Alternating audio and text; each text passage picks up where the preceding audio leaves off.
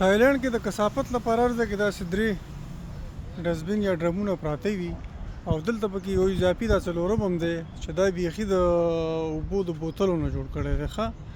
او دا صرف د بوتلو لپاره جوړ کړی دی نه تاسې په منځ کې هم ټول بوتل دي او جوړ کړی هم ټول د بوتلو نه دی دا چې کوم دی دا ډرم چې دی دا هم د ګلاس بوتل لپاره دی چې دی کې واچوي کوم بوتلونه چې د ګلاس نه جوړ شوي وي دا ادر ویسټ فوډ ویسټ نور مختلف شیان یا د خوراک کوم سامان وامان چې دی کثافت هغه پکې واچوئ او دې کې کین او د پلاستیک بوتل او پیپر بیگ دا شیان پکې اچوئ دا په بینکاک کې دا شیونه په هر ځای کې دي خو دلته پکې دې پارک کې ما چې د بوتلو والا سیسټم هم پکې ولیده چې خلک پکې دلته دا د پلاستیک بوتلې بیخي دلته بیلې واچوي دې ځای کې هم ورته یو باکس جوړ کړی دی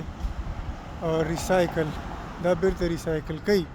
نو هر یو شي دپاره ځان ته دغه جوړ کړی چې دا په هغې کې اچوئ